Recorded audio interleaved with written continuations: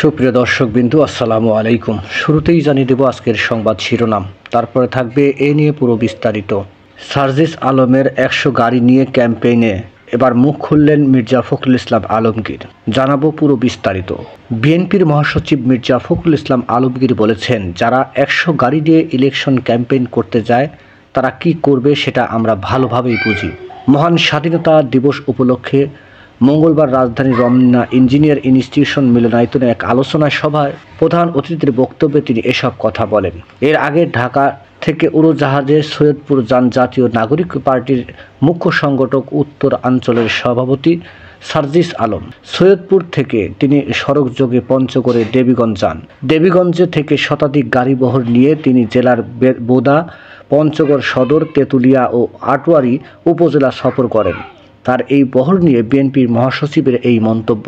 তিনি বলেন, বিএনপি জনগণের সঙ্গে আছে, অতীতে ছিল, ভবিষ্যতে থাকবে। বিএনপি অবশ্যই জয়যুক্ত হবে। জনগণ যাতে বিএনপিকে ভালো বলে এমন কাজ করতে দলের নেতাকর্মীদের নির্দেশনা দেন তিনি। দেশে এমন সংকট তৈরি হয়েছে যে দেশপ্রেমিক সেনাবাহিনীকে পর্যন্ত আজকে বিতর্কিত করার চেষ্টা চলছে। মন্তব্য করে মির্জা ফখরুল বলেন, যারা আমাদের দেশকে রক্ষা করে, যারা সংকটের পাশে এসে দাঁড়ায়, তাদের কখনোই আমরা বিতর্কিত হতে দেব না। আলোচনা সভায় আরও বক্তব্য দেন বিএনপির স্থায়ী কমিটির সদস্য ডক্টর খন্দকার মোশাররফ হোসেন, আমির খসরু মাহমুদ চৌধুরী, ভাইস চেয়ারম্যান আহমেদ আজম খান, প্রচার সম্পাদক সুলতান সালাউদ্দিন টুকু সহ আরও অনেকেই। নিউজটি সম্পূর্ণ দেখার জন্য সবাইকে ধন্যবাদ। বাংলা নিউজের পরবর্তী আপডেট পেতে আমাদের চ্যানেলটি সাবস্ক্রাইব করুন।